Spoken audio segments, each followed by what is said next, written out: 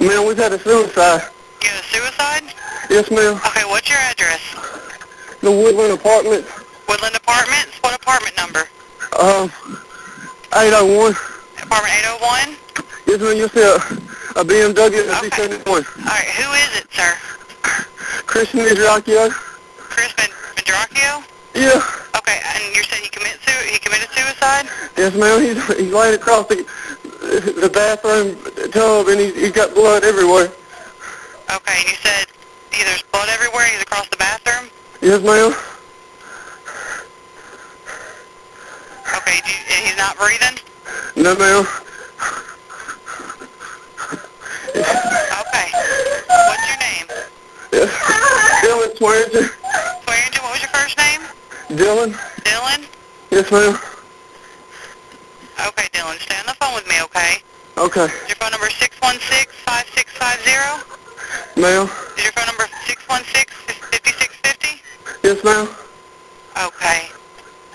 Please get somebody up there. I got several officers on the way. Okay, just stay on the phone with me.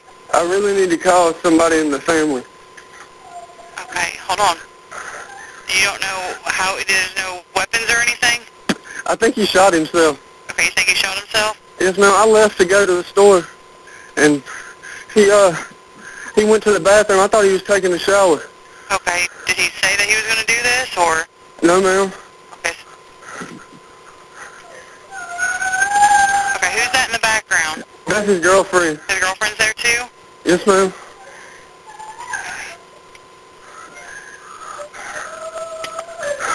What's her name? Whitley Goodman. Whitney Goodman? Whitley. Yes, ma'am.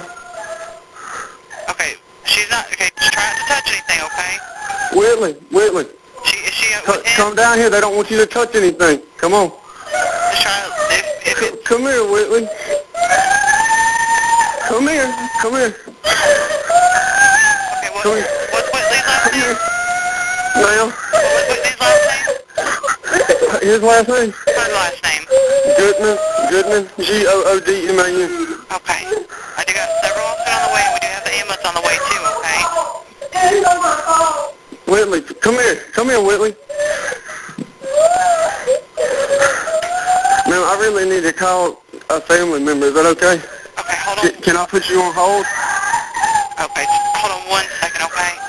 Come here, Whitley. What? I know you can't calm down. Please. Please.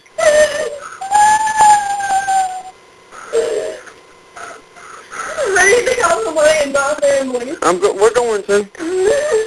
Okay, Dylan? Ma'am. Okay, so we do have everyone on the way, so if you need to let me go, you can, okay? Yes, ma'am. I really need to call some family members. Just make sure that you're looking out for the officers, okay? Okay. They'll be there any minute. Tell them I have the door open. Door is open? Yes, ma'am.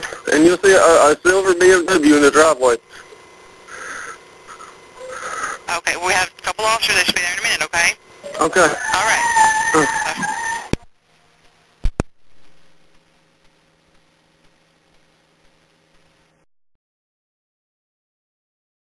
Hey guys, welcome to my channel. Sorry, it's been a while, so I've just been trying to research new cases, trying to get kind of a game plan of the videos that I want to make in the future, because I kind of was going to take a break with the Chad and Lori. I might do a couple videos here and there about them, but I mean, before it was like every video was Chad and Lori.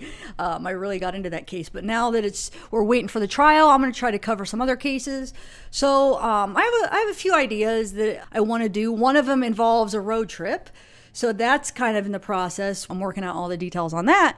But in the meantime, I do want to delve into this case that I just learned about, actually, and I'm sure a lot of you guys might be aware of this because it is all over YouTube. A lot of channels have made videos about this case. I just happened to ran into it because I was going to do the series about 911 calls, and I was looking up like interesting, I'm still going to do that, just maybe on my lives, play some 911 calls, some interesting 911 calls, and we could kind of like go through and discuss them. And that's how I ran across this case, actually. I was just looking up some random 911 calls, and I ran into this case, and it just it caught my interest, and I started digging deeper and deeper, and now I have like all the documents, all the police reports, all the interviews. I have everything in this case. So yeah, because it definitely caught my interest. There's a few podcasts. I haven't had a chance to listen to any of the podcasts, but I know I guess there's a couple podcasts that people get into this pretty in depth, this case. I haven't really got into that. I'm just kind of going through all the files and the police reports and all the like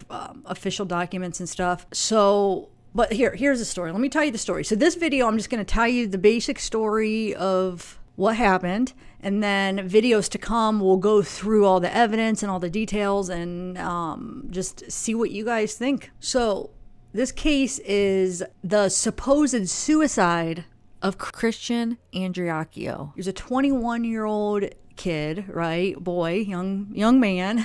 So the controversy going around here on YouTube is they basically concluded that it was a suicide. But if you go through all the evidence, the crime scene, there's just things that just don't make sense of it being a suicide. So that's what we're going to go through. And so there's a lot of people that think it wasn't a suicide, and then there's some people that think it was. So you'll have like, the two sides. Let me just tell you the story here. Okay, so Christian Andreacchio was 21 when he died, actually. So in high school, he was dating this girl named Avery. I guess they had like a relationship for a while, like 5+ years. They were dating for a long time, all through high school, and then they get out of high school and they still dated, when they were in college. So she was going to college. He got a job on a tugboat. So his job would be like 30 days on, 15 days off. He would go work for 30 days, and when he come home for those 15 days, he wanted to go out and socialize and,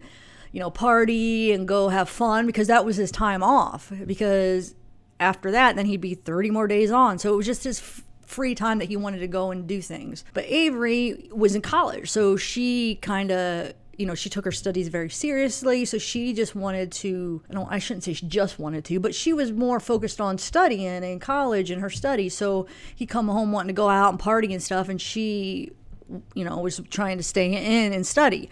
So it was just like they were kind of just in different stages of their life, just at different points. Just at that point in their life, they wanted different things, and they just decided to take a break.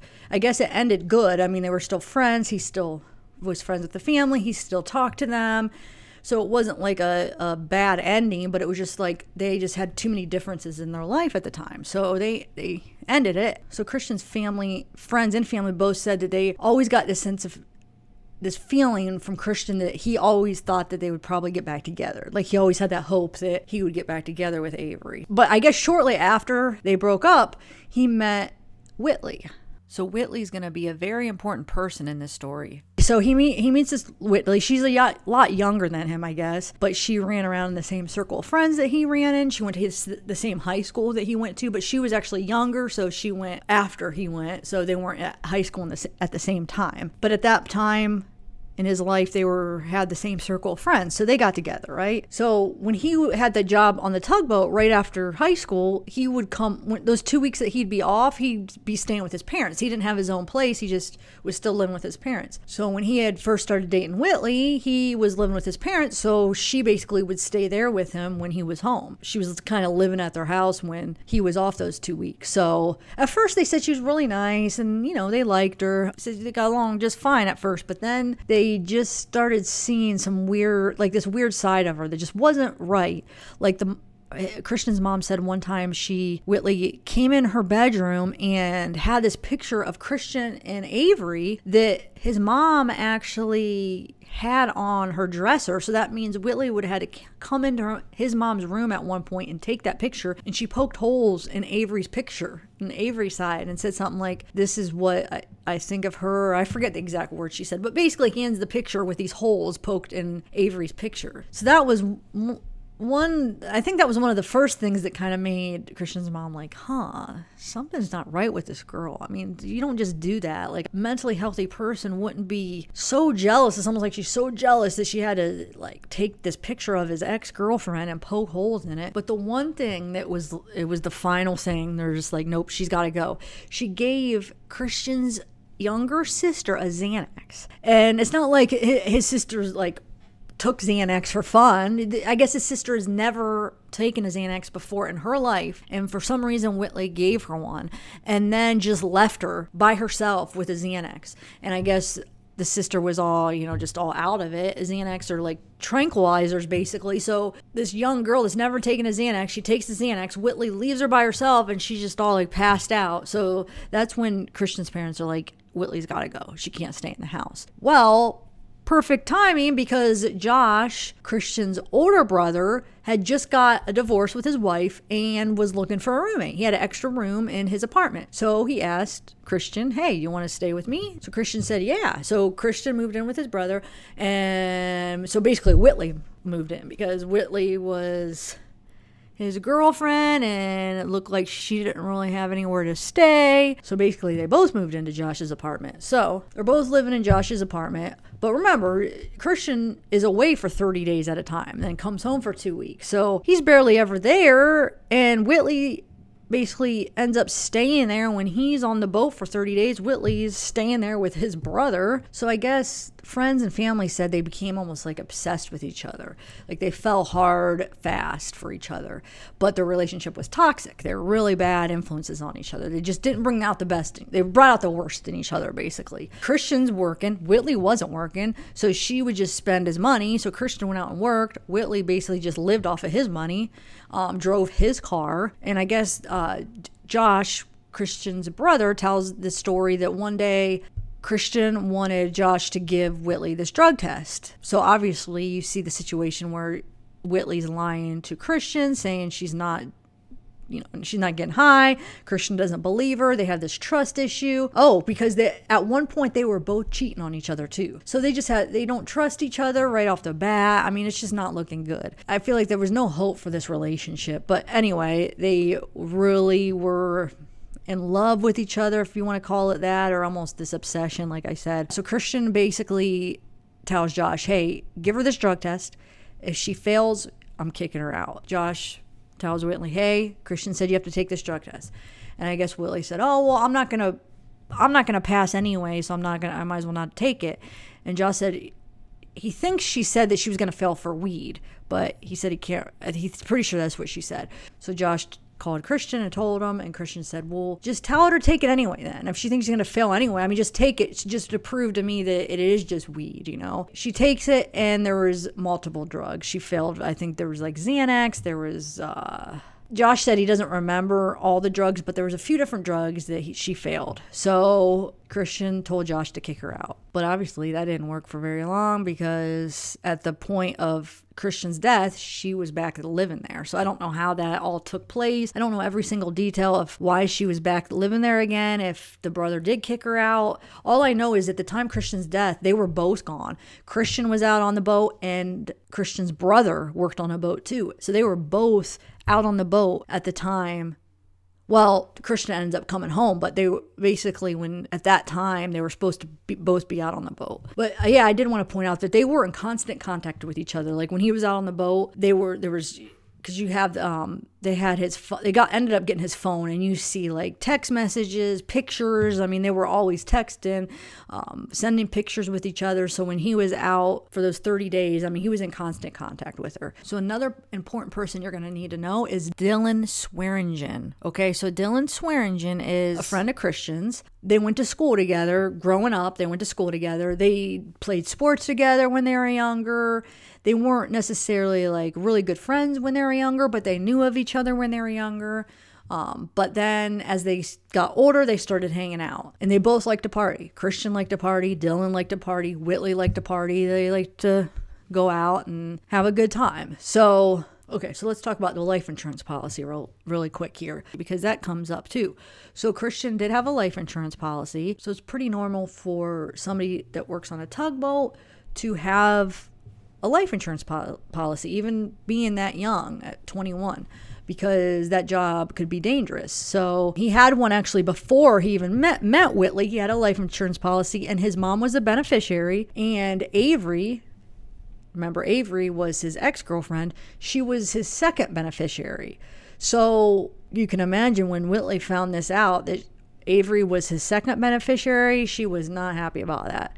She's like, Christian, you got to change that. Like, make me the second beneficiary. So she's trying to, in her head, she's trying to get him to make her the second beneficiary. So she tells him that she's pregnant. So I don't know when this was exactly that she told him, but I think it was all leading up to this date. So probably within that year. She tells him she's pregnant and says, well, what if something happens to you? Because I guess he had fell off the boat earlier that year. He had fallen off the boat. He didn't get hurt or anything, but he could have gotten hurt. I guess it looked, so that would make it look kind of normal for her to bring that up and say, well, you know, what if something happens?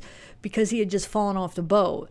So yeah, so first she lies and tells him she's pregnant, and then, you know, what if something happens to you? Who's going to take care of me and the kid?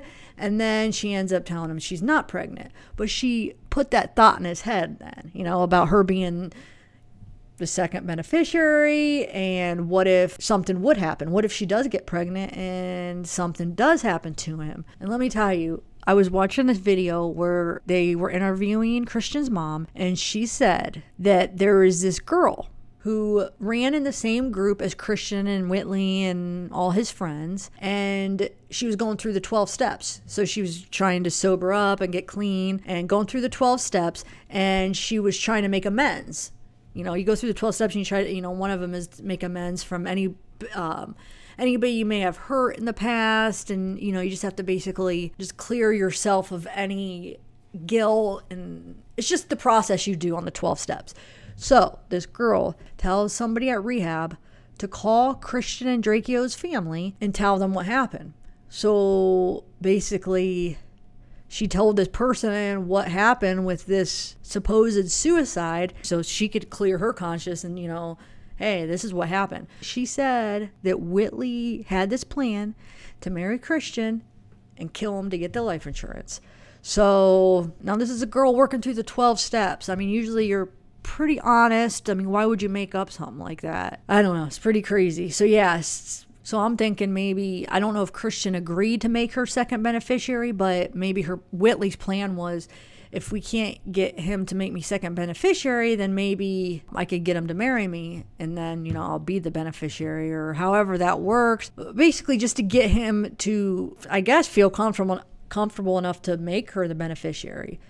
But if you hear what happens and what happens after, you'll see that she was under the impression that he did make her beneficiary. So Christian's mom actually said that Dylan went to Christian's grandpa's house saying that he was over there because Whitley's grandmother or mother sent him over there because Whitley was wondering basically when was she going to get the life insurance policy. Claiming that, well, she needs a car, she was expecting this life insurance, she doesn't have a car now because she was driving Christian's BMW, but the family got it. So she's basically saying, well, what am I going to do? I have no car, I was expecting this life insurance, I need it, I was supposed to get it.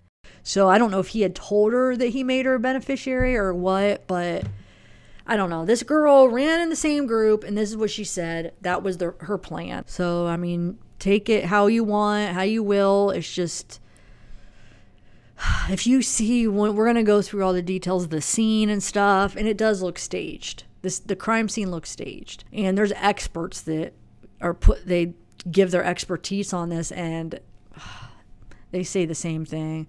Okay, let's get back to the story. So on February 22nd, 2014 is the date that Christian boarded his tugboat. And Christian's brother, Josh, also was on a boat at that time. Like I was saying earlier, he was on the boat at the same time. So no one was at the apartment except for Whitley. And at this time, their relationship was pretty unstable. I mean, they were having trust issues. You know, he's giving her drug tests. They're cheating on each other. It's just not a good situation. Christian, I guess, was always worried about what was going on with Whitley when he was gone. I mean, couldn't you imagine? You're gone for 30 days at a time, and then you get 2 weeks off. But to be in a relationship where you don't trust the person, and then you have to leave them for 30 days, always wondering what they're doing, what are they up to, especially not only somebody that they don't trust as far as even cheating on them, but the whole getting high, he obviously doesn't trust her. She must have a substance abuse problem where he's giving her drug tests and stuff like that. So you can imagine that it probably made for a very tense, toxic environment when he did come home and they were together. Actually, he was so paranoid that he put a tracker on her phone so he could basically track her and know where she's at all times. I guess on the days leading up to Christian's death, he was texting his brother Josh and he was telling him that how he was going to break up with Whitley. So I'm not sure. There's a lot of times where supposedly Christian was saying he was going to break up with her, kick her out of the house, but yet she was still around. So I don't know what that situation was. Like, why was he keep telling his brother that it was over and then he kept letting her back into his life? Was it her like begging to come back? Was it him? I mean, what was the situation? I mean, we'll never know the finer details, but he did tell his brother, though, those days leading up that he was kicking her out of the apartment and he was breaking up with her. So after a few days, he's on the boat. So he gets on the boat February 22nd. So on February 25th, so that's 3 days, he's already on the boat. So on the 25th, he gets a call from Dylan, and Dylan tells Christian that Whitley's riding around town in his car, in Christian's car, with another guy. So Christian decides he wants to come home and check out what the heck's going on. So because of that, him being all worried, what the heck's Whitley doing, he decides to make up a lie to his captain so he could come home and get his car back and kick her out of the house and break up with her. So he tells the captain that his dad and his sister Alexa were kicked out of their house by his mother and that they need to get access to his apartment, but they couldn't get in unless he was home. So he had to go home and help them get in the apartment, basically. So he makes up this total lie, and the captain let him go. He said he'd be back at work the next day at 5:30. And since he was on the boat for 3 days already, out on the sea, basically, he was kind of far from his Jeep where he first boarded the boat. So yeah, he was basically getting off the boat in Louisiana and his Jeep was in Mississippi. So he was about a 3-hour drive from his apartment. So he needed a ride home. So he called Justin, someone he worked with on the boat, but he wasn't on the boat at the time. He was off. So he called him to see if he could pick him up, and Justin said yes. But before Justin left to go pick Christian up, Christian called him back and told him he had a ride. He didn't need him to come because Dylan said he'd come pick him up. So Dylan came and picked Christian up at about 8 a.m. So this is February 26th because it was the next morning by the time Dylan made it there to pick him up. So it was 8 a.m. February 26th. It was a 3-hour drive back to Meridian. That's where he lived, in Meridian. So I'm going to read you Dylan's statement to the police. So I have the handwritten one that he actually wrote out. I'll put up too here so you could see. Any of you guys out there are handwriting experts or that could tell us things about handwriting? Let me know if you could see anything in his handwriting. I'll just put each page up real quick, and then if you guys do want to check out the handwriting, you could just pause it and take a look at it. But then I'll read it. When I read it, I'm going to put up the typed one up on the screen. So it's easier to read for people that have small screens. So, okay. So Dylan Swearingen, so 22614, picking him up. And he had them all labeled, like titled, like for each paragraph. So this one said, picking him up. Christian called me at 1:37 a.m. asking if I was able to come pick him up at St. Rose, Louisiana at a docking bay that his barge had stopped. I told him yes, that I could pick him up. He told me that I needed to be there between 7:45 to 8 a.m. I left my home at 3:45 a.m. to 4 a.m. on my way to get him. We exchanged a few phone calls just to touch base, and he would ask me where I was or how far from the landing area. After a couple of hours or so, I finally reached the destination that he was at. I called him when I arrived, and he said give him a few moments. He came down the hill where I was parked and removed his blue jumpsuit he wore for his work. He said he had left without permission, and security of the place along with the sheriff were alerted, but he decided to leave. I have no conclusion on whether he was able to leave or if he just left by self-choice. The ride back to Meridian. 22614. After we left the destination I picked him up at, we talked like we always have. Nothing was out of the ordinary. We stopped at a gas station and got us some drinks, and he filled my truck up for coming to get him. As we pulled out and got back on the interstate, he began to tell me that him and Whitley were having relationship issues. The issues were regarding another boy hanging out with Whitley while he was gone, and then he told me this was the reason for him coming home. Then we continued our route to Meridian, just talking and listening to the radio. Let me just make a quick remark about that. He's the one that told Christian that Whitley was riding around with another guy in his car, almost like saying, you know, you need to get back. Like, she's in your car riding with another guy. So for him to say like, oh yeah, he told me, you know, the reason he was coming home was because they were having issues and it was regarding another boy hanging out with Whitley. Why would he need to tell him that? Why would Christian need to tell Dylan that? Because Dylan is the one that told Christian that. Dylan knows why Christian was coming home. He's the one that made him come home by telling him what Whitley was doing. So the fact that he's acting like that he just came to pick him up, didn't know, you know, why he was picking him up, and Christian's just like, yeah, we're having problems, he's hanging out with a boy. Well, duh, Dylan, you're the one that freaking told him. So that part doesn't make sense to me. Maybe I'm reading too much into it, but just let me know if you guys agree with that. Okay, so arriving at his apartment at 22614. We pulled into the apartment complex that he was living at. He noticed the BMW he bought for Whitley was there, and he walked in. He began asking her where she had been because they have a tracker on each other's phones. Oh, so they have one on each other's phones. Okay, so she has one on his phone too. She spent the night at the boy's house that Christian earlier mentioned. His name is Matt Miller. After asking her multiple questions regarding what she had done, she mentioned the usage of Xanax. She was not sure of some of the activities they participated. He blamed Xanax for her not knowing. I stayed upstairs a majority of the time due to I didn't want to interfere with their argument. I stuck my head over the stairs one moment and heard him saying over and over, "Do you love me?" After a few times of asking, he pulled his gun out and cocked it and stuck it to his head and asked again, "Do you love me?" She said yes and tried to grab the gun away from him. After a while, things calmed down and we watched a movie. Leaving the second time. I asked him if he wanted me to go get some food and give them a moment alone. He gave me his debit card and said get some Chick-fil-A and to take all of his money out of his account, which that makes no sense. Why? I mean, why would he be like, oh yeah, take all my money out of the account? Okay. But anyway, I asked him, was he sure? And he replied yes. He also broke her phone in an earlier argument. I told him I would take the phone and see if they could fix it. I got the food and he provided me with the banking information, but they said he, as the account holder, would have to withdraw the money. Okay, so here's some pictures from the camera from the bank when he was trying to withdraw Christian's money.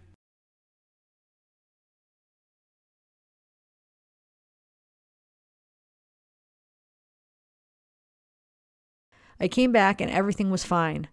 We watched another movie. I noticed they were leaving and I said, where are y'all going? He replied, to take a little ride. I fell asleep and woke up around 2 hours later. Whitley was asleep and Christian was sitting on the couch smoking a cigarette. He acted normal and I said, I'm about to go to Best Buy and look at speakers. Do you need anything while I'm out? He replied, no. At an earlier time, after I saw him point the gun to his head, I took the gun from him and placed it behind the curtains because he was acting very aggressive. As I left, I told him I hid it due to his actions and gave it back and told him, unload it and please don't touch it. As I left, I made it to Best Buy and talked to the car audio technician. Arriving back from Best Buy. As I walked in, I noticed he wasn't on the couch, and I walked around the apartment calling him and got no answer. I walked up the stairs and noticed the bathroom light was on, so I figured he was taking a shower. I knocked and said, are you all right? Still no answer. So I walked downstairs and walked into a room that Whitley was sleeping in. I told her he didn't answer me and that we need to check on him. She went back to sleep and I walked back upstairs and knocked once more. I asked aloud again, Christian, are you okay? He didn't reply. So I opened the door and saw Christian laying face down across the tub with blood in it. I yelled, Whitley, Christian is dead. We have to call 911. And she screamed and ran upstairs and began holding him. I then called 911 and directed them to the apartment. And the police arrived and then took control of the scene and asked us to sit in the living room. And then some of the questions they asked him, they said during the interview, they asked him, what is your relationship to Christian and Whitley? And he said, they was both my friends. I knew Christian before her. We used to go to school together. And they asked, how long have you known Christian? And he said, since about 2008. And then they asked him, how long did you know Whitley? And he said, I met her a couple summers ago. Then they asked him, has Christian ever told you that he felt like killing himself or hurting someone else? And he said, to be honest, he has, but I think he was using it as a scare tactic, and I didn't think he would do it. And then they asked, do you remember Christian having any emotional problems? And he said, he didn't ever show it. He gets down about his ex-girlfriend, and he said he would go over there, but her mother would let him talk to her.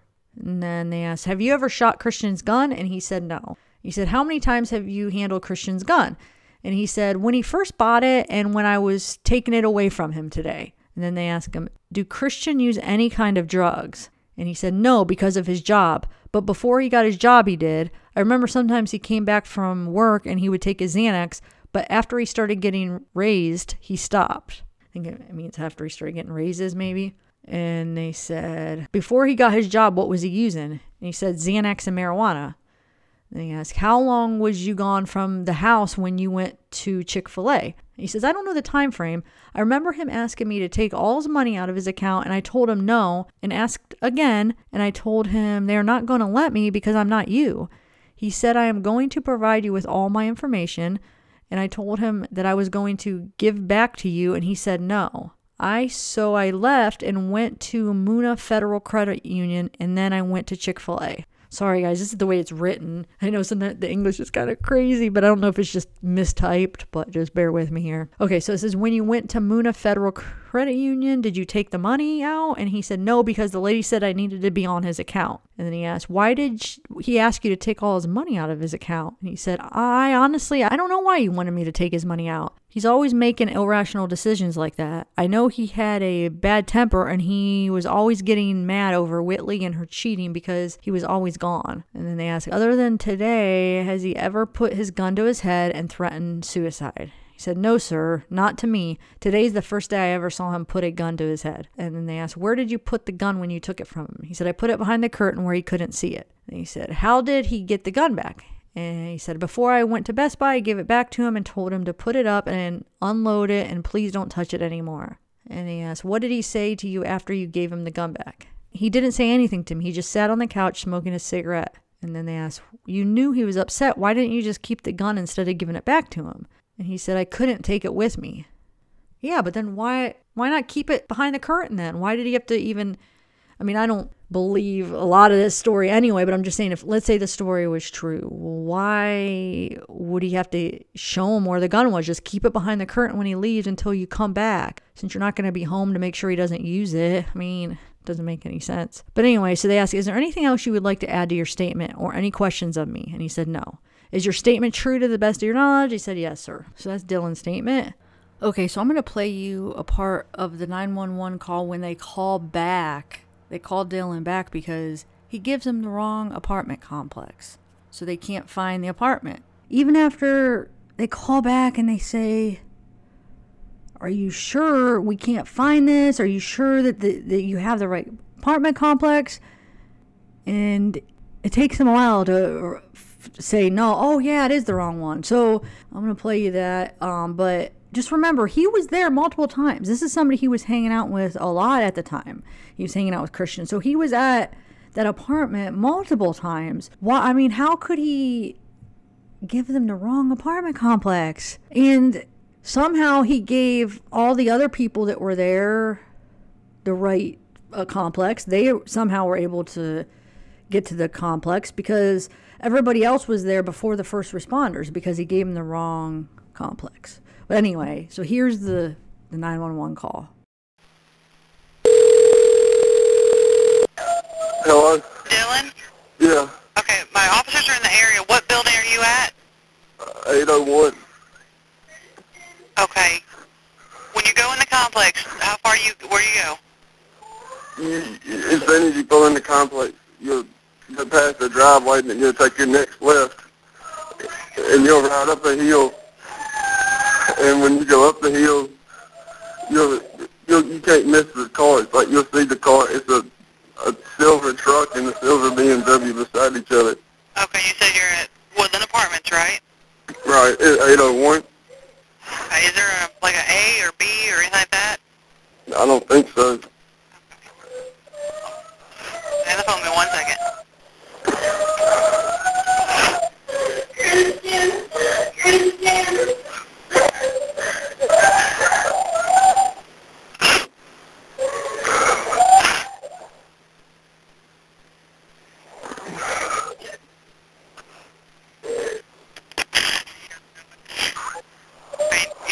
There's no letter on the building or anything?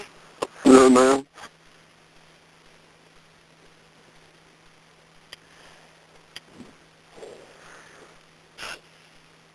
You sure it's not apartment B1?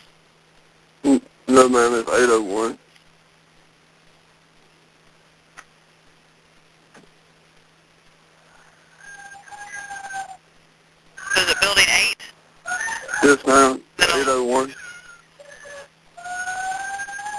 is the Woodlands, right?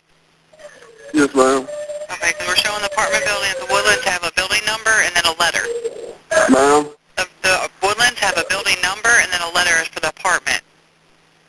Like I don't, 5E or something like that. I don't know where the number is. Can you step outside? Yeah, I'm outside right now. Okay. You see a letter anywhere on the apartments? No, ma'am. There's the Woodlands on 39, right? Yes, ma'am. All I see is an 8 on the houses. You see an 8? So it's building 8? Yes, ma'am. It's building 8. Got that. Okay. Do you see a letter on his door or anything? Ma'am, I had to use his phone and my mom was calling me. Give me just a second, okay? I'm not going to hang up on you. Okay, we just need to find out where you're at. Hold on 1 second.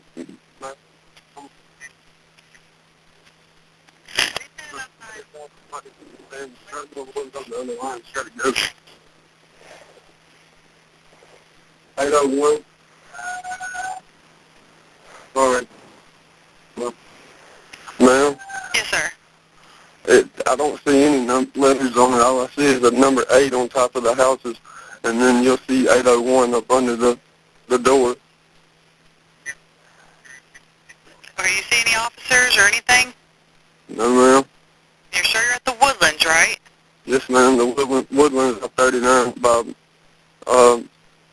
McDonald's when you pass it. Okay, give me just a second. They're at the Woodlands, and I can't seem to find you. Give me just a second. Are you sure you're not at 801 Deer Run at Willow Ridge? Well, hold on. Okay, I know you're upset, so I'm seeing where he's called before from Willow Ridge. Is this Willow Ridge? This is Willow Ridge. I'm sorry. That's okay. I understand you're upset. 801 Willow Ridge.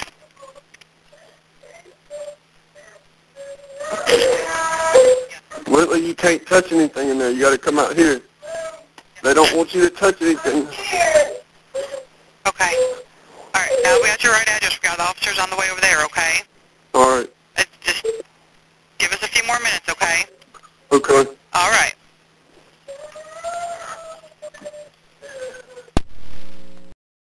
So when officers first arrived on the scene, Whitley, I guess, was upset and crying.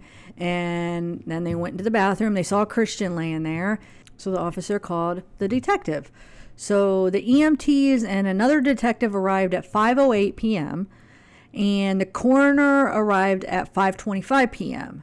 Okay, so the investigators started checking out the scene, doing what they do, and they found a decocked gun, right? So that's very important. So the type of gun that was used, I guess, I'm not a gun expert, but from what experts were saying and people that know about guns and officers and detectives, I guess the kind of gun that it was, when you cock the gun, it basically stays cocked until all of the rounds are fired. And there was still only one round was fired. There were still bullets in the gun. So the gun should have still been cocked unless if somebody decocks it. So the only two ways that it would become decocked after it's cocked is if you fire all the rounds or if the person decocks it himself. So we know that Christian couldn't have done that, because how can he shoot himself and then decock the gun? I mean, it wouldn't be physically possible. So how did the gun get decocked? I mean, to me, that's a freaking pretty, well, not only to me, to everybody else reviewing this case, that's a very important piece of evidence here that something isn't right. This scene is staged. This couldn't be just how it naturally fell. I mean, so that's just one thing right there. Another weird thing is where the gun was found. It was found between his thigh and the bathtub, between his left thigh and the bathtub. So he was found, I forgot to tell you. So he was basically found leaned over the bathtub, right? His head like leaned over the he was like basically over the side of the bathtub. His hands are outside of the bathtub, right? So he was right-handed, so he would have, used his right hand, but the gun was found between the left thigh and bathtub.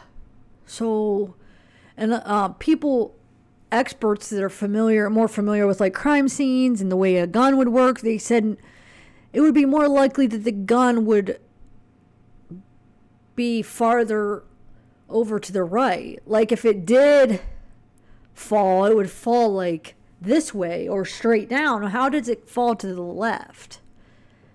Because the motion of the gun when you're shooting it, so I guess you call that recoil, right? Is that what you would call it? Where if he was shooting a gun, if anything, it would push it back. Like the recoil would make his hand go this way, and it could possibly make the gun go to the right. But how could it go to the left? You know, right-handed. And I mean, the bullet, he got shot through the head, so it was shot through the right side. So you have that kind of weird position of the gun. It doesn't make a whole lot of sense. Another weird thing is the projectile or the bullet and the shell casing were inside the bathtub, which I guess they said that there was no marks in the bathtub where it would have hit the bathtub, but there was a hole that looked like it could be from a bullet that was by the light socket, which the angle, that doesn't make sense, the angle of where that was. So where did the bullet bounce off of to fall in the bathtub? Because the bullet did have, it looked like drywall in it and some blood. So, but we're going to go through those details, like the angles, and go through all of that in upcoming videos. But so that was just kind of weird too. There's a few other kind of weird things that I want to talk about. I'll play you an interview in an upcoming video where you hear one of the officers talking to Matt Miller, the one guy that Whitley was cheating on Christian with. But anyway, he mentions that Christian had abrasions on his nose. Like maybe he got in a fight, like if somebody punched him in the nose. So maybe somebody was fighting him. I mean, if this wasn't a suicide, I mean, that kind of could make sense. So the officer even questions Matt, like, about that, thinking, like, why does he have abrasions on his nose? But anyway, we'll get all to that in the upcoming videos. But another weird thing is there was a hole in the wall next to they call it the suicide print. How crazy is this? That painting on the wall. So that could have been from a bullet too. Another weird thing is the police chief was named Chief Lee. He was actually living in the same apartment complex as Christian and Josh. So multiple people that were at the scene that day saw him there. They said he was there. I mean, he was off duty, basically. He was just there because he lived there, and he, for some reason, went and checked out the scene. Which I just don't understand this, because if he was off duty, how does he have the say to tell them to wrap it up? Because supposedly he came into the scene about 40 minutes after the detectives were all there trying to do their work, trying to, you know, collect the evidence and do what they do. And he comes in, looks at the scene, and he says, okay, let's shut it down. I mean, so was he off duty? I mean, there was no documents at all. There was nothing that showed that he was there officially. But yet he still had the power to say, okay, let's shut it down, when he wasn't on the clock. He had no reports. He didn't write anything. There was no documents showing that he was there. It just doesn't make sense. I guess the EMT that was there said just something wasn't right about the whole scene. It just didn't feel right. Like, it was just, what he's saying is what they told him, that what Dylan and Whitley are saying the story is, it just didn't match up to what he was seeing at the scene. So Dylan and Whitley were taken to the station for questioning, and they did a gunshot residue test on Dylan and Whitley and Christian. So I'm going to go over the results for that. So let me just tell you one quick thing before I go over the results to those tests. Before they even gave Whitley the test, she told them that she was going to test positive because she went shooting with her and her friends the night before. She's like, I'm going to test positive for that. And let me just make a couple remarks about that. So she went shooting guns the night before with Jet, Matt, and Zach. those were supposedly the 3 friends that were with her that night shooting the guns. But Matt is the guy that Dylan was talking about when he told Christian that Whitley was out riding around with a guy in his car. That was Matt. So she was cheating on Christian with this Matt guy. So that night before, she was out with him. And Matt says that she never shot a gun. She actually sat on his lap and he covered her ears. And she never shot any guns, he said. Like, that's like she was sitting in my lap and I had my hands like on her ears like that. She knows that she didn't get out and shoot that gun. She knows she didn't. But then Jet did an interview where he said she did shoot the guns that night. So there's been a few people that interviewed Matt that asked him, well, why did Jet say she shot the guns and you're saying that she didn't?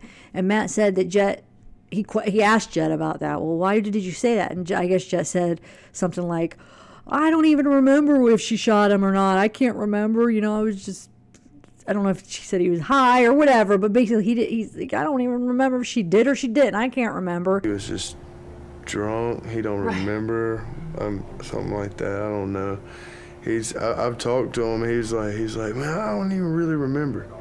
That's what he tells me. I'm like, well, dude, it's kind of a serious situation. So basically, it sounds like what had happened is because she had said that she did, maybe she kind of, whether she told Jet to tell him that she shot him or not, maybe he just thought, oh, I better just say she did, not even remembering if she did or didn't.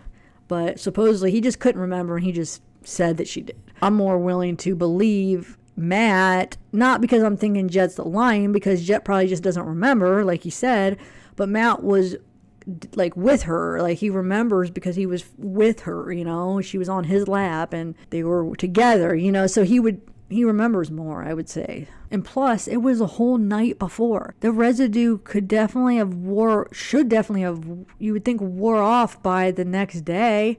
I mean, by the time they did the residue test, it was at least after 6, right? But if you Google how long does gunshot residue stay on the hand, it says gunshot residue is the consistency of flour and typically only stays on the hands of a living person for 4 to 6 hours. And they say even sweat would wipe it off. So like even like, let's say she's sleeping and she's rubbing it on the sheets, you know, just by laying in bed, it would probably have wiped off onto her sheets and just anything she would have touched. And so it's highly unlikely that from the night before that it would still be on her hands. But I was wondering if that's why she made sure she said that she was holding Christian's hands, because gunshot residue can be transferred, I guess. When I was looking it up online, I saw that the transfer could happen. So since Christian had the gunshot residue on his hands, and then she said she was holding his hands after she saw his body, it could have got transferred onto her hands that way. So that could be one of the reasons that she did that. So if they did find like some kind of evidence that she would have a reason, but that doesn't explain how Dylan had gunshot residue on his hands, because he never went near the body, he said. He said he never touched it, at least. And he supposedly wasn't even there when it happened. Even Whitley's friends and family think that she may be involved. And they said she's known for lying.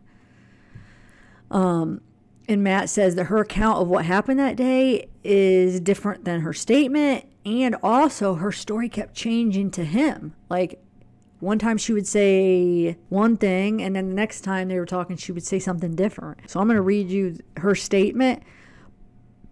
So remember this, though. She told Matt that she's the one that found Christian and that she did hear the gunshot. Here's a text message between Matt and Whitley. So the first one, the blue one, is Matt questioning her, and then that's Whitley's response. So Matt says, you told me you all fell asleep together and you woke up to a gunshot, ran upstairs and found him. You said nothing about Dylan. You said you found him. And then she responds, Dylan didn't ever even go upstairs. Dylan told me to check on him, and I did, and he was dead. So remember that. She's saying that she heard the gunshot and that she's the one that found him. Okay, so here is Whitley Goodman's statement and questions and stuff when they took her to the station. So hers is much shorter actually, but it just says, so she was only 17, so they had to get permission from, they get it from her mom. It says, this is a voluntary statement given by Whitley Goodman in reference to the shooting incident that happened at 801 Deer Run. The mother of 17-year-old Whitley Goodman gave me permission to talk with her daughter. The statement was typed by Detective D. Thompson. So it says, Saturday the 22nd, also the day Christian left out for work at 5 a.m. That night I went to a Mardi Gras party with my family. He stopped talking to me starting at 1 the day he left for 2 more days. He has always had trust issues, and when I eventually got in touch with him, he said he would rather me be at home missing him and didn't want me going out from past issues we had without him. I contemplated breaking up with him and tried to convince myself we could work things out, because a relationship without trust isn't a relationship, and we tried for so long to build up trust and be normal, but I love him. Last night, the 25th, he said he was coming home and quitting his job. I told him we could talk it out and there were some things we needed to work on before we could move on with our relationship. Today he came home and early he wanted to take a ride with me. I think they meant today he came home early and wanted to take a ride with me. But anyway, we went to Bonita and he just said he felt like between me and his mom, he couldn't make anyone happy. I said lay down with my dog in our bedroom. I don't know. There's so many errors in these statements. I mean, obviously she didn't say, I said lay down with my dog in our bedroom. What? It don't even make sense. But anyway, so she laid down with her dog in her bedroom, and Dylan, the guy who picked him up from work, woke me up. I went upstairs and found the love of my life face down, swooshed up into a puddle of blood. And then they asked her, what is your name? She said, Whitley Alexis Goodman. Whitley, what is your date of birth? She says, 9/27/96. Says, Whitley, how old are you? She says, 17 years old. They say, Whitley, have Christian ever talked about hurting himself? And she says, I don't think so. What kind of answer is that? I don't think so? Wow. Which is weird, because if you read these text messages that we'll go through, he does talk about it. So the family and some people actually think that she may, or Dylan may have helped kind of alter text and make up text, because I guess with that phone, it was an iPhone 4, and Dylan has this knowledge of like jailbreaking phones and technology knowledge that he would be able, I mean, to him to make up text, he probably would know how to do it. We'll get into that later, but my point is if those are real texts, then her answer should be yes, he has. But the fact that she says I don't think so, it does make me think maybe those texts are made up after the fact, because you'll see when you see the text. But anyway, so it says, Whitley, did Christian own a gun? And she says, yes. He said, what kind of gun did Christian own? She said, I don't know, but it was black and wood. And they asked, Whitley, did you shoot Christian? And she said, no, sir. They said, Whitley, who found Christian? She said, Dylan. They said, Whitley, did you go upstairs? She said, yes, I hugged his waist and held his hand. So why? It makes you think, did she really hug his waist, or did she have to say that specifically for some reason that she hugged his waist? Is it because they're going to find DNA around his waist, which would, I mean, that doesn't make sense really, because duh, that's his girlfriend. It's not a big deal if they did find DNA or something around his waist. But the fact that she said that, like we all know from studying true crime, these people don't say these things on accident. If there's some foul play and if there's more to the story than what they've told, then the words she used are going to be very important and probably aren't used by accident. There's a reason and a purpose that she would say she hugged his waist and held his hand. And then they say, Whitley, were you on any drugs? And she said, yes. And they said, did you hear any gunshots? She said, no. Wait, remember that text? She woke up to a gunshot. She's lying right here. One of these times, is she lying to Matt or is she lying to the cops? And then that question up there, who found Christian? That text makes it seem like she found him. She said Dylan didn't even go upstairs. To the cops, she's saying Dylan found him. And they asked, what kind of drugs were you on? She said Xanax. And then they said, why do you think Christian shot himself? She said, because he loved me and thought I didn't love him. And he said, Whitley, is there anything else you would like to add to your statement? And she said, no, sir. And he said, Whitley, is everything you stated to me the truth and correct? And she said, yes. So that's her statement. Okay, so let's go over the gunshot residue results. They did it twice on Christian, so we'll do Christian's first. It says particles indicative of gunshot residue were observed to be present on the samples in submission. Right palm and the back of the left hand. I was watching some interviews with some experts that were saying that would be kind of weird to have the gunshot residue in the palm of the right hand, because they would be holding the gun with the palm, so it would be more common to have it like maybe on the outside of the hand or on the fingers, but not in the palm of the hand that you're shooting with. So the one person said that looks like more of a defensive residue, like it's holding the hands up, and that's how you would get it in the palm of the hand that you would be shooting with. I mean, you guys see what I'm saying? Like, you hold it in your right hand, how does it get in your right palm is what they're saying. So yeah, it could be something like he had his hands up when he got, shot trying to protect himself. So hopefully we find out one day soon. And then the back of the left hand, I don't know. I mean, that still could be like a defensive somehow. Okay, so that's Christians. Okay, so I'm going to read you this reference thing for the gunshot residue, just to kind of give you an idea. It's kind of interesting. Okay, so it says gunshot residue examinations are conducted when a question arises as to whether a person has been in the environment of a discharged weapon. The gunshot residue, which is tested for at the Mississippi Crime Laboratory, is produced from components of the ammunition during the process of discharging the weapon. The main elemental components of the particles are produced from the primer composition, and these include lead, barium, and antimony.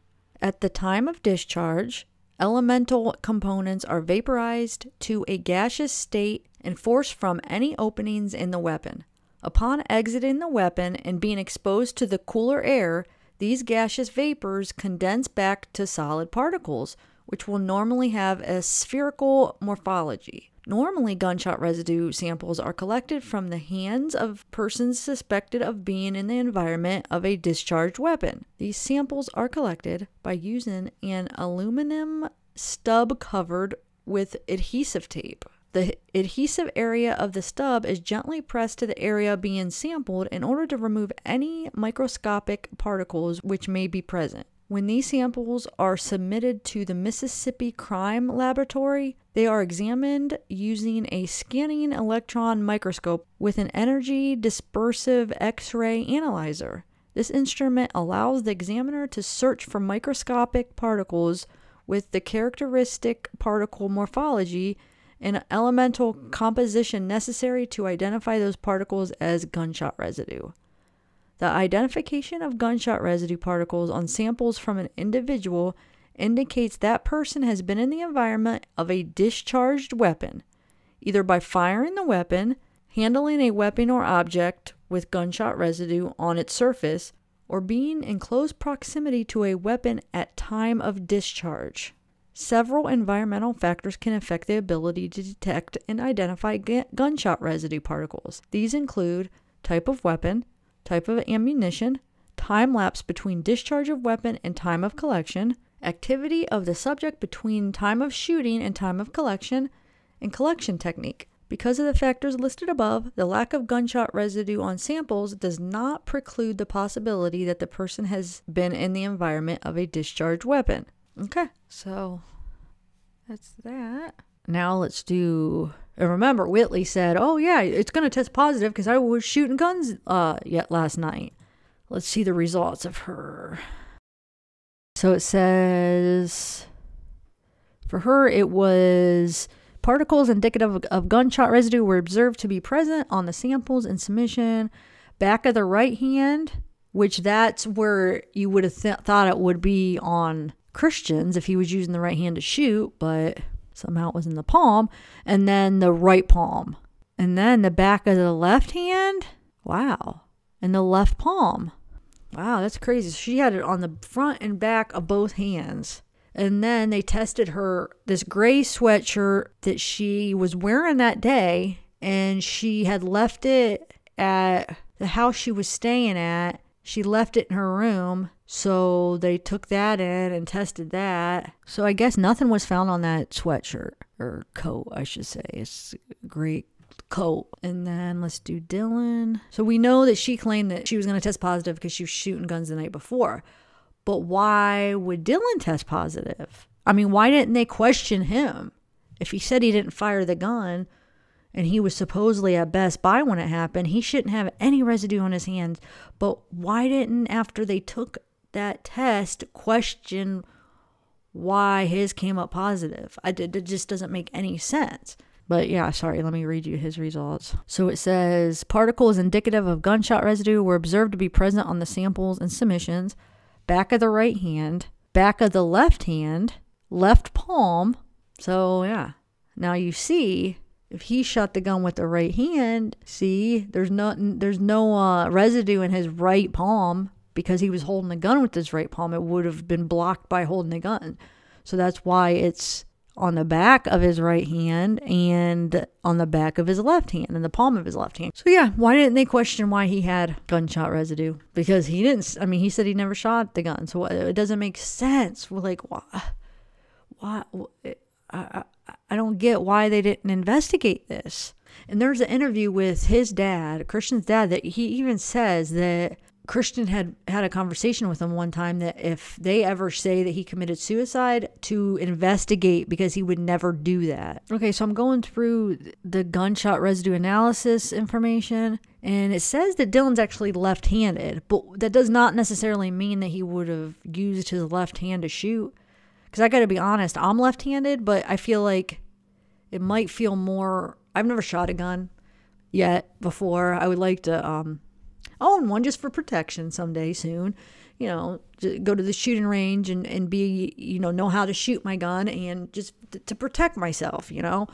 But to be honest, I feel like right-handed, and like when I make that motion or I'm thinking about it, the right hand almost feels a little bit more normal to shoot a gun. I don't know which side I would do. I'm just saying I don't automatically like, oh, it'd be my left for sure.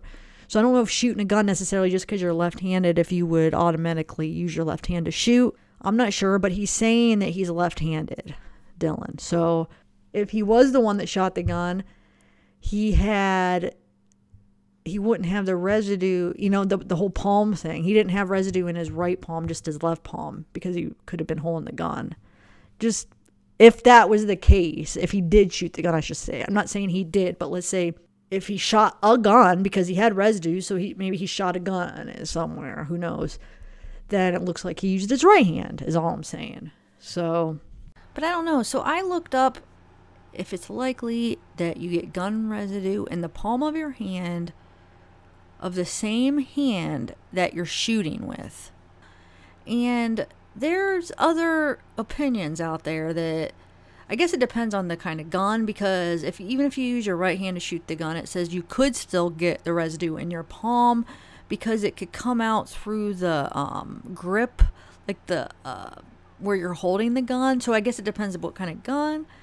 So I'm not sure. I was just going by some of the experts that were looking over this case. So maybe that gun in particular, you wouldn't normally get it on the palm of your shooting hand, because maybe with that kind of gun, it doesn't go through the grip or the bottom of it or whatever. And they also mentioned it seeping down and seeping through. So, but I don't know. I'm gonna look more into that a little bit. Like I said, I'm just going by what they were saying when they were looking into this case. So as we look into this case, I'll look into it further. I just wanted to make sure that I'm not putting out wrong information. I like to try to look stuff up myself too, you know. So as far as what hand Whitley is, she actually checked off both hands, that she's right and left-handed. She said, and it's checked that she didn't wash her hands since the shooting. And the thing is I guess I could see if he was there when the gun went off, that they could maybe have residue. But if his story was true, then he wasn't there when Christian shot the gun, and Whitley was in another room sleeping, supposedly. And by her statement, she's not even the one that found Christian. So it was a while after the gun even went off before Dylan came home, saw Christian, and then woke up Whitley. So it doesn't make sense. But what I don't understand, why even do that gunshot residue test if you're not going to use it? I mean, the reason you do it is to see if there could be any foul play. So you see that, well, basically to see if they're telling the truth too. Like, do you hear their stories? Does it go along with the test results? So they do the test and they see they both had it on them. Why wouldn't they investigate further and ask more questions? Well, why do you have it on them? I know Whitley said she was going to have it because of shooting guns the night before, but these people are aware of how this works. Like, I just looked it up online and it said 4 to 6 hours is usually how long it stays on your hands. So at least ask some questions and then ask Dylan why was he shooting guns too? Why does he have it all over his hands? Because he supposedly didn't even touch Christian. He just looked and saw him and didn't even go in the room because he was on 911 telling her, don't touch anything. So he supposedly didn't even touch anything to get it on his hands. So why do the test if you're not going to investigate? Okay, so I just found something I want to look into further for a future video. So they have 2 different tests that they did on Christian. So one was done on 3/26/2014 at 10:30 a.m. by forensic scientist Stephanie Baskin. Received the following evidence from the Meridian Police Department. And it was reviewed by David Whitehead. So this one says that there was particles indicative of gunshot residue were observed to be present on the back of the right hand, the right palm, and the back of the left hand and left palm. But the other result, which was done right that 2/27, so that was done the day after at 2:28 p.m. by the medical examiner Dennis Sanders and reviewed by Jacob Birchfield. This says that there was residue on the right palm, like we said, so that's still there. So that still doesn't make sense that it was on the right palm. If he used his right hand to shoot, it shouldn't have been on his right palm. So that's consistent. So that's probably true for sure. It was probably on his right palm. But then it says on the back of his left hand, so that's consistent with the first one, or the second one, I should say. But then it says there's no particles of gunshot residue identified on the back of the right hand and the left palm. So I don't know why one says there is and one says there isn't on the back of the right hand and the left palm. I don't know. I feel like let's go with the one that was done the day after, right? Wouldn't that be the most accurate? So it looks like at least for sure we know that there was residue on the right palm and back of the left hand. So let's get back to, they're down at the station, right? Christian's mom told Christian's uncle to get Christian's car keys and get his phone from Whitley. So the law enforcement there that had him there down at the station asked multiple times, we need Christian's cell phone. She kept saying, well, I don't know where it's at. I don't know where it's at. They didn't have it. Her and Dylan both said, we don't know where it's at. I don't have it. I don't have it. Both said they didn't have it. And finally, the detective, what was his name? Detective Thompson said, no one's leaving until we get his phone. So we're not going to leave until you guys find his phone. Where is it at? And she pulls it right out of her purse. Like, she knew right where it was the whole freaking time. So why was she withholding it? This girl, gosh, it's just crazy. So she pulls it out of the purse. She gives it to the detective. So that's that. And we'll go through some of the stuff that was on the phone when we get into other videos. We could see text messages, phone calls, and we'll go through all of that coming up. So let me know if hopefully you guys are interested in this case. Let me know as it goes, because I mean, this is for you guys. So if you guys aren't going to be interested in it, then I don't want to put all this time into something that you're not interested in. So I'll do it. I'll see how you guys are liking this case. I'll start getting into all the details, and hopefully I'll be able to tell from your guys' reaction if I should just keep going and keep getting into it. But I think it's an important case because they're still fighting for justice on this one. And I feel like there's a petition that I'm going to get you the link of this petition to sign for this case, because there needs to be a proper investigation. They never did an investigation because they ruled it a suicide. Like 40 minutes after they're there, chief shut it down, ruled it a suicide. So they never took all this evidence and did this investigation. And there's a lot of just things that just don't make sense with the crime scene. Okay, so like I said, we'll get into it, but I'm going to go judge by your guys' response to if it's something that you guys are wanting to keep going with. So let me know after this video. I know that this is just the first one, but if it's something that you guys are interested in delving real into all the details, basically. Okay, so the coroner determined the cause of death was a gunshot wound to the head. The time of death was 3:45, which there's another expert that says it was much earlier, but we'll get all into that. But anyway, they said it was undetermined if it was a suicide or homicide. So that's what the coroner said. But the next day, the medical examiner said the cause of death was a suicide. So coroner said undetermined, medical examiner said suicide. So basically, which I didn't realize that after the crime scene is done, I thought they have somebody like professionally come in and clean it up. Like I felt like there was a job for that, like that they have somebody to go clean up crime scenes so family and friends don't have to do it. But I guess not, at least not in all cases, because Christian's brother Josh had to clean up the apartment. He had to clean up the blood. He had to clean up everything afterwards. So, but anyway, before Josh cleaned it up, he looked at the crime scene and realized something just did not look right with this whole situation. So he took his own pictures and tried to basically took account for where everything was. So he found a shirt covered in blood and dog hair and dirt, he said, behind the toilet seat. It was shoved behind the toilet seat.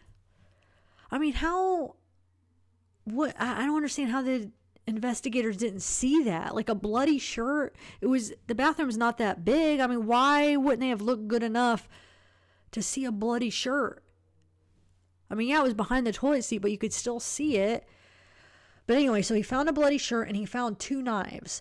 One actually looked like it had blood on it. So he turned the 2 knives and the bloody shirt into law enforcement, and he figured, they'll put it as evidence. So if we try to build this case, well, they never listed it as evidence. Nobody knows where it went. They say that, now that they ask him, well, where is it? Nobody could tell him where it is. I mean, what do? They just throw it away or something? I don't understand. Oh, and that Chief Lee, the one that was off duty but shut the whole scene down and said, shut it down, this is a suicide, shut it down, where that would be the time that they would have been taking the evidence and building the investigation and finding that bloody shirt. If he wouldn't have shut it all down, they could have possibly found that bloody shirt, and it would have made him think twice about, wait, is this a suicide? But no, this Chief Lee, he ends up getting relieved of his duty because of conduct. So he's obviously not... There's something not honest about him. I mean, whatever he did. So I did a little digging into Chief Lee. So December 31st, 2013, which would have been only a couple months before the death of Christian Andreacchio. I know I keep saying his name wrong. I think it's Andreacchio. I think that's how you say it, because I heard the mother say it that way. So Andreacchio. But anyway, so that happened in February 26, 2014. Is when the supposed suicide, homicide, whatever happened. Hopefully we'll find out. But that was February 2014. Well, December 31st, 2013, so that would have been 2 months before this. So that means it was still fresh on his mind, right? So Police Chief James Lee was suspended without pay for 5 days over an incident that was reported December 31st, 2013 at a leadership meeting. An officer alleged Lee cursed and threatened officers. The city's equal opportunity officer found Lee had created a hostile workplace.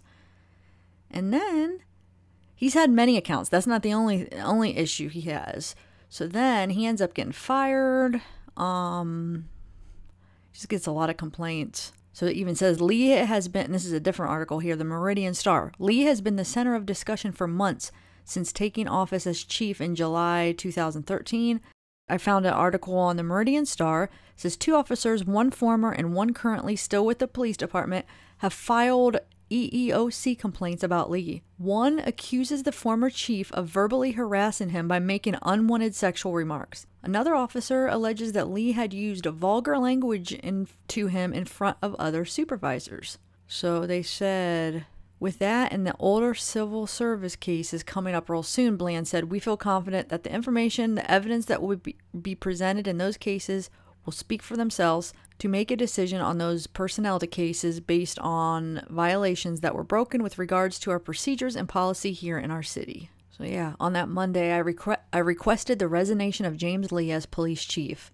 So I guess Chief Lee never submitted the letter of resignation. Bland asked him to resign, didn't submit the letter, so the mayor had to fire him. I have no choice except to terminate James Lee effective immediately. So this is the guy that told him to shut it all down, shut it down, and he was not even on duty. He lived in that same apartment complex. Told him to shut it down after 40 minutes, and they shut it down. And that's, I think, the main reason they didn't do the investigation. They didn't look at all the evidence. They would have found that bloody shirt. They might have seen all these odd things that now, after the fact, experts are looking at, that it's saying it looks staged, something doesn't add up. But if they weren't told to shut it down, they might have caught all that day. There's just so many things with this case. It just doesn't make sense. It doesn't seem, the story that Dylan and Whitley say that happened, it doesn't match up with the evidence. It doesn't match up with the crime scene. A lot of experts that have gone over it after the fact say it looks staged. I mean, it looked like a staged crime scene, like they staged it. And I guess they were going through his pockets. So yeah, let me know what you guys all think. If this is something you want to try to help get some answers, because the Andreacchio family is still fighting for answers. They want to know what happened. What happened that day? So I guess on January 2017, there were warrants put out for Whitley and Dylan for murder. But neither were ever arrested because the warrants were never activated. So at the time of Christian's death, the district attorney was a man named Bilbo Mitchell, and he never had an opponent. I guess he was district attorney for 30 years and nobody ever ran against him. So the family's trying to fight to get this case going, to at least have an investigation. But I guess Bilbo wanted to present the case to the grand jury before arresting anyone, which I guess is unusual and not normally how it's done, which I want to look more into that, because I'm not that familiar with, like, why would he do it that way, and is it really never done that way? But I guess people say that that's just not how it would normally be done, so why was he making it so difficult and wanting to present it before he activated those warrants? But the warrants ended up getting canceled, so they put up new warrants for manslaughter by culpable negligence. So investigators started working to present this to a grand jury. However, Bilbo decided last minute that he wanted to recuse himself from the case completely. He claimed he had to remove himself for a personal reason. So he said he had a personal connection, saying he knew Christian when he was younger, and the family asked him to do this, so he felt that he needed to recuse himself. So they ended up handing this case over to the Attorney General's office for them to present it to the grand juries, which the family was a little upset because they said, why the Attorney General? The Attorney General really didn't have anything to do with the case, and they just don't understand why they wanted the Attorney General to present the case to the grand jury. So, plus they don't know how it was presented. Like, how did they present this case to the grand jury? It was never revealed to them, like what they brought up and the evidence and stuff, because the grand jury did come back with no bill, which means not enough evidence to indict anyone. So a year later, Bilbo retired. It was October 2018. He retired, but still continues to work with Cassie. Cassie is the new district attorney, and she was actually his assistant. So he just kind of recommended her in the middle of his term. So there was no election. She just became the district attorney because he recommended her in the middle of the term, which doesn't seem fair. So the Andreacchio family is still fighting to get some answers here. So, the more people that hear about this, the more people that we could reach, the better chance maybe that they could be heard and somebody really look through this evidence that with an open mind and just see what's there, because at least it's enough to actually have a trial, to have it, a jury trial, so they could decide to do it, at least have an investigation. The fact that it was just shut down just like that, I don't know. Okay, so I'm going to end this video here, but we're not done with this case. Like I said, I want to go through all the documents and go through there's interviews, statements, some audio, so we'll go through that. And so hopefully you guys are interested in this. And yeah, so we'll go through this case, and then, like I said, there's another case that I'm going to make a road trip. Me and Randy are going to go on this little road trip for another case, and this case is a case that's been very highly recommended by you guys. So that's another little project that I got coming. So yeah, there'll be some fun things coming out. Well, fun, if you want to call them fun, but just some interesting things. So yeah, let me know what you guys feel on this case, and if you guys are interested in delving into it with me, I guess. So, all right, guys, that's all I have for you today. So, have a good night, everybody. Bye.